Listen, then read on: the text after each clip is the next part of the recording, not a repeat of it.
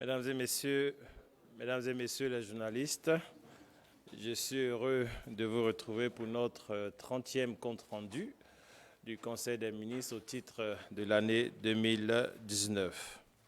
À présent, le communiqué.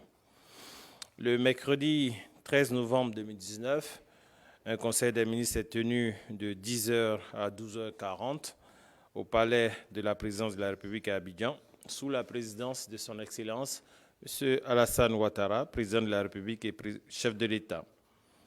L'ordre du jour de cette réunion comportait des mesures générales avec des projets de loi de décret, des mesures individuelles, des communications et enfin quelques points de divers.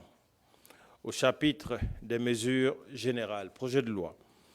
Au titre du ministère de la Justice et des Droits de l'Homme, le Conseil a adopté un projet de loi modifiant la loi du 26 décembre 1963 portant fixation des peines applicables à certaines infractions commises en matière de police de la circulation. Ce projet de loi modificatif vise à étendre les pouvoirs du juge relativement à la mise en œuvre des mesures d'annulation du permis de conduire des conducteurs qui, par leur légèreté ou leur insouciance, causent des morts et des blessés graves parmi les usagers de la route.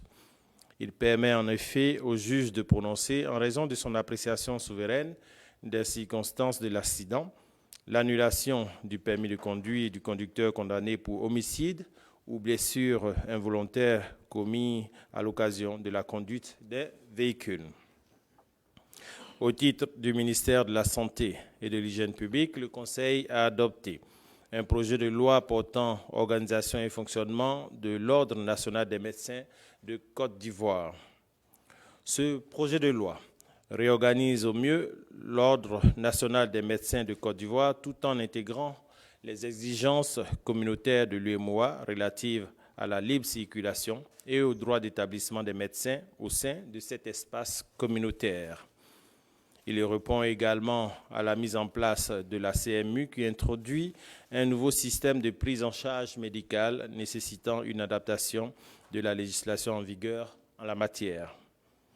Ainsi, ce projet de loi organise, conformément au découpage des districts sanitaires existants, des conseils régionaux de l'ordre des médecins en lieu et place des conseils départementaux qui se sont avérés peu fonctionnels. En outre, il offre, à condition de réciprocité, la possibilité aux médecins de la région ouest africaine issus des pays de l'UEMOA et de la CEDEAO de circuler librement et de s'établir dans notre pays après obtention de leur inscription au tableau de l'ordre. Projet de décret. Au titre du ministère des Affaires étrangères, en liaison avec les ministères concernés, le Conseil a adopté un décret portant ratification de l'accord de promotion et de protection réciproque des investissements entre le gouvernement de la République de Côte d'Ivoire et le gouvernement de l'État du Qatar, signé le 17 septembre 2018. Cet accord vise à renforcer la coopération économique et financière entre la Côte d'Ivoire et l'État du Qatar sur la base du principe d'égalité et de gain mutuel. La ratification de cet accord permettra d'attirer davantage d'investissements qataris vers notre pays et de faire bénéficier aux opérateurs économiques ivoiriens des possibilités économiques du Qatar, des potentialités économiques du Qatar. Au titre du ministère de l'Administration du Territoire et de la Décentralisation, en liaison avec les ministères concernés, le Conseil a adopté un décret portant modalité d'application de la loi du 26 juin 2019 instituant une carte nationale d'identité biométrique. Ce décret détermine les conditions d'obtention et les spécifications techniques de la nouvelle carte nationale d'identité ivoirienne ainsi que les actes de la vie civile pour lesquels elle est exigée. Il précise que la carte nationale d'identité biométrique est délivrée pour une durée de 10 ans par l'organisme en charge de l'identification, en l'occurrence l'ONESI, aux citoyens ivoiriens âgés de 16 ans et plus. Toutefois, les Ivoiriens âgés de 5 ans au moins peuvent également bénéficier d'une carte nationale d'identité à condition de produire, en plus des pièces ordinaires, une autorisation écrite du parent ou du tuteur légal et un justificatif de domicile de ceux-ci.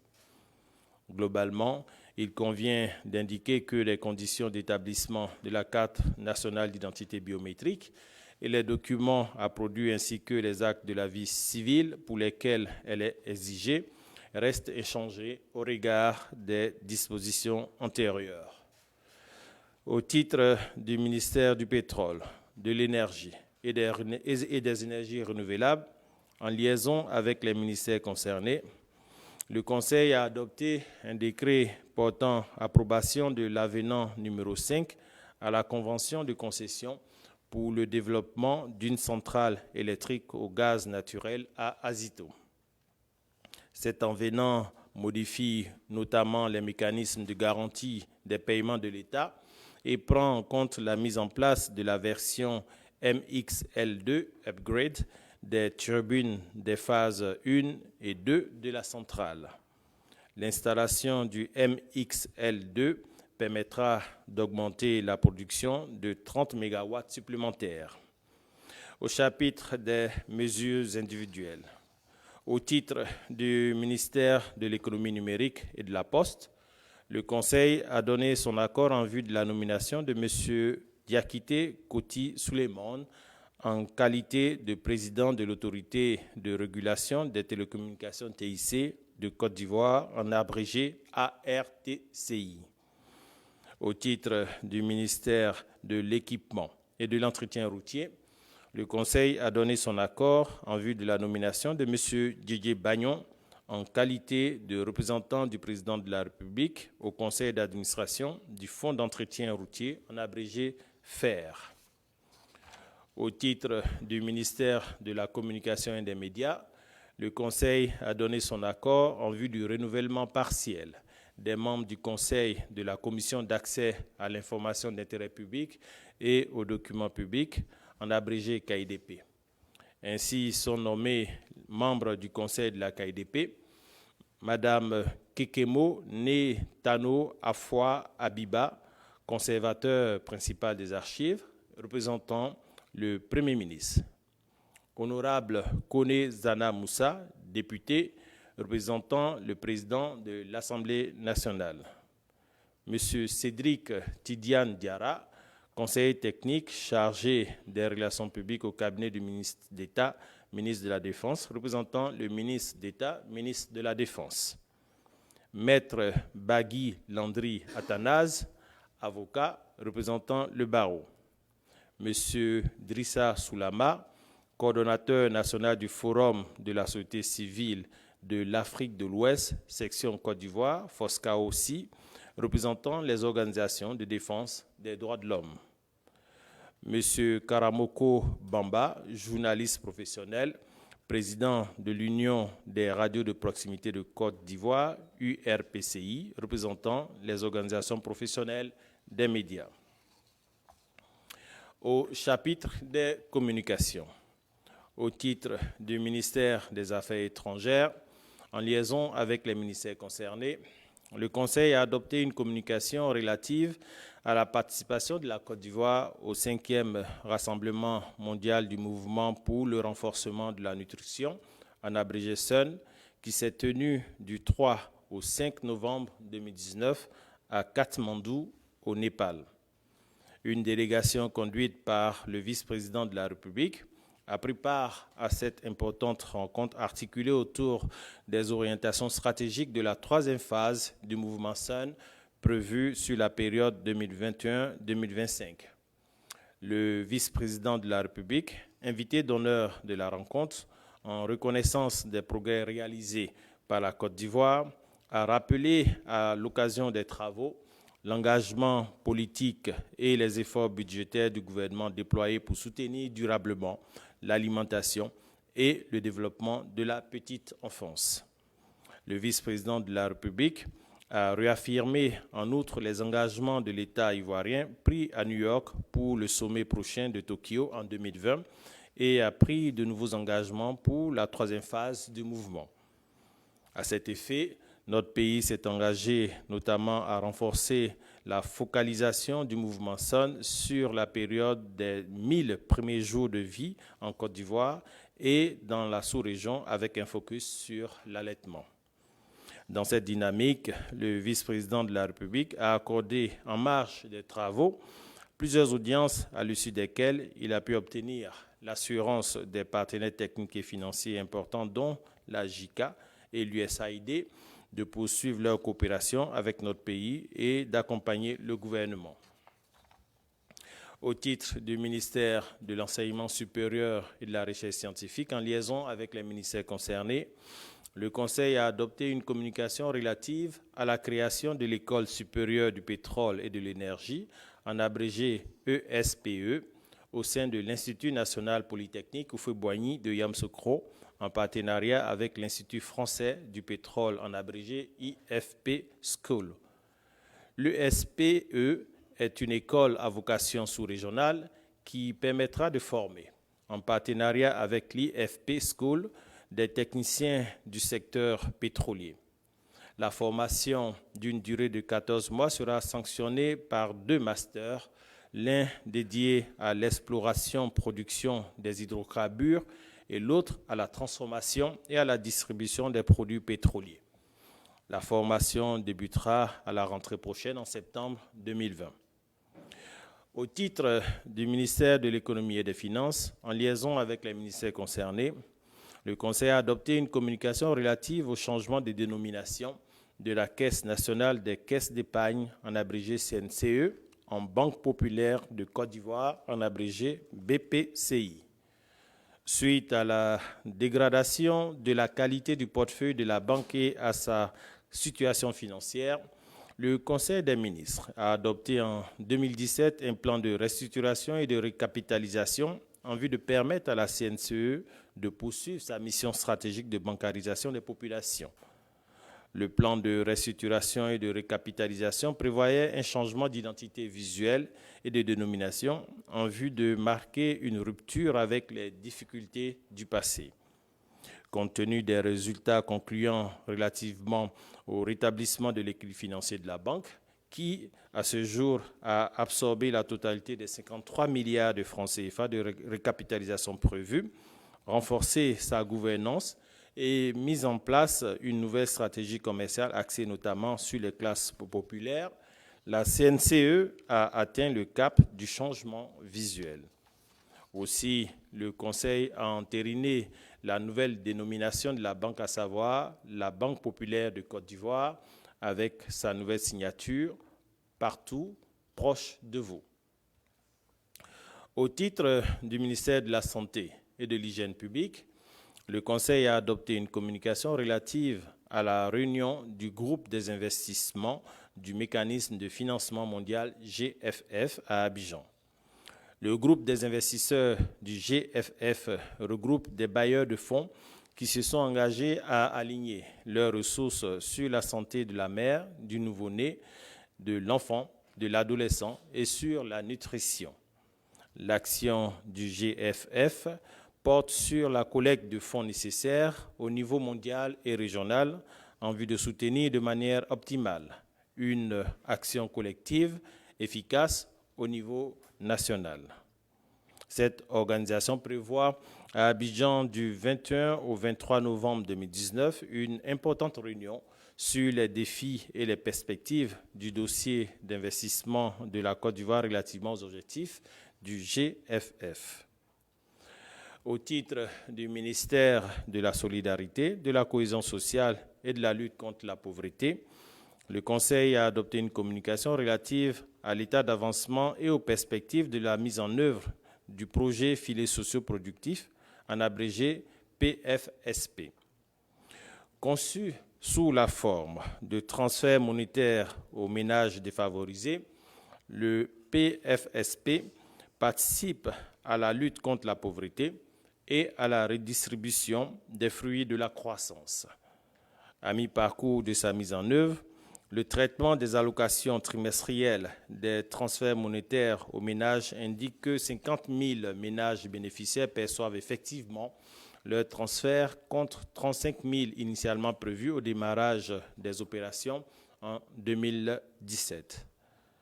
Le volume de transfert à fin septembre 2019 se chiffre à 13,2 milliards de francs CFA. Les retours d'expérience font état de bonnes pratiques productives et d'inclusion sociale développées par les ménages concernés. Aussi, en raison des résultats tangibles obtenus, le PFSP a enregistré un financement additionnel de la Banque mondiale d'un montant de 58,45 milliards de francs CFA pour poursuivre la phase d'extension du projet en l'étendant notamment en milieu urbain. Aussi, pour le milieu urbain, tout comme pour le milieu rural, le financement conjoint de l'État et de la Banque africaine de développement permettra, dans le cadre du PS-Gouv, de consolider l'extension de la couverture et d'atteindre en 2020 une cible de 150 000 ménages. Tout le territoire national sera ainsi couvert par l'identification, dès le premier trimestre de l'année 2020, de ménages défavorisés dans les anciennes et les nouvelles régions. Enfin, mesdames et messieurs, le point des divers. Et vous me permettrez, une fois n'est pas de coutume, j'aimerais ici appeler l'ensemble de notre corporation de journalistes à un respect scrupuleux de la déontologie en matière de traitement de l'information, puisque nous constatons quelques dérapages de part et d'autre qui, si on y prend garde, peut menacer la cohésion sociale dans le strict respect de votre liberté d'expression et de tonalité. Donc, c'est une petite annonce personnelle que j'avais voulu faire à l'attention de toute notre corporation de journalistes dans le traitement responsable des différentes informations. Deuxième point que j'aimerais aborder dans les divers, mesdames et messieurs, le chef de l'État participera à la conférence du G20 Compact with Africa le mardi 19 novembre 2019 à Berlin. Ainsi se termine le compte-rendu de ce Conseil des ministres. Je reste disponible pour vos questions, d'abord sur le Conseil, sur le compte-rendu du Conseil, et puis après, des questions diverses sur l'actualité nationale. Merci beaucoup.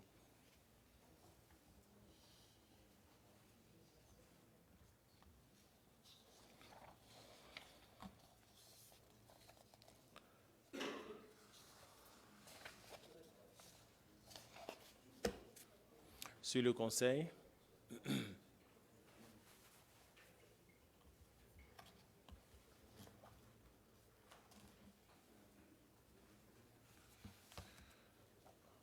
Bon, en entendant qu'il y ait des volontaires, à la demande générale, j'aimerais insister sur une communication qui me semble importante, qui a été passée à l'analyse du Conseil. Il s'agit en l'occurrence de l'état d'avancement et les perspectives de mise en œuvre des projets, du projet filet socio-productif. Donc, nous avons essayé d'en faire le développement dans notre propos.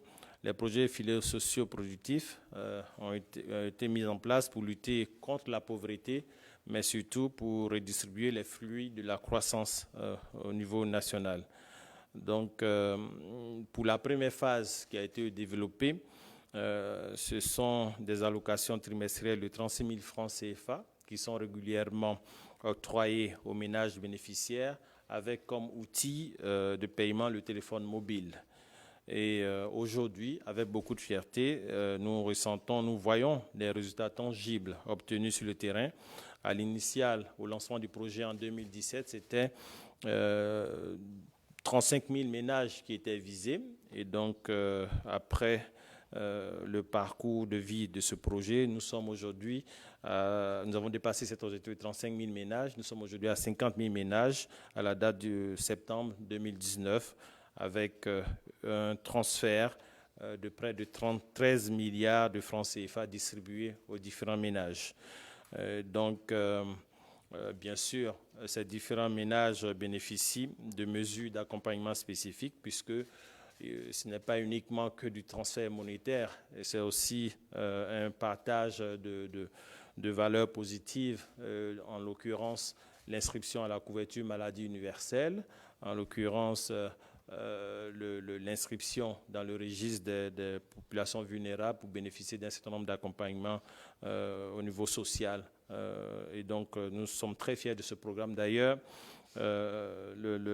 l'impact étant ressenti, nous avons reçu, comme je l'ai dit tantôt, un financement additionnel de la Banque mondiale à hauteur de 89 millions d'euros, donc près de 54 milliards de francs CFA, pour étendre ce projet en milieu urbain, mais aussi l'étendre à de nouvelles régions de Côte d'Ivoire.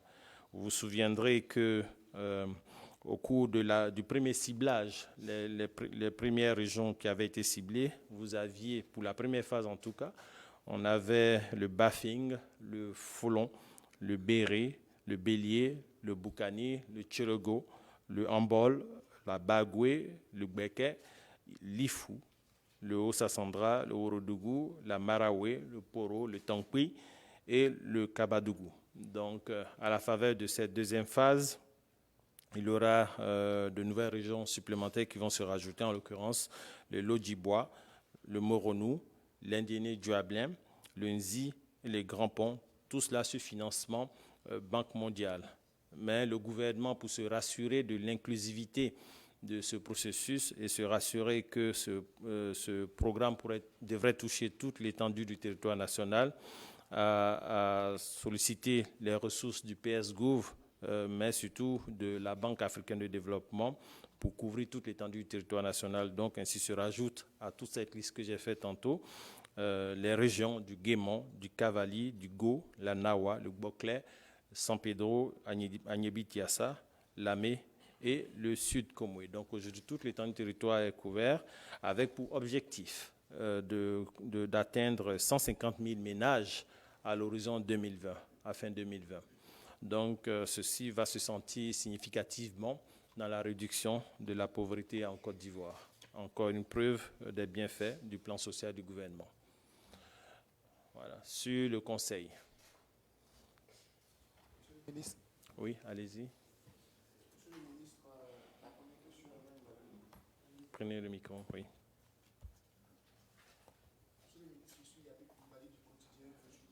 Oui.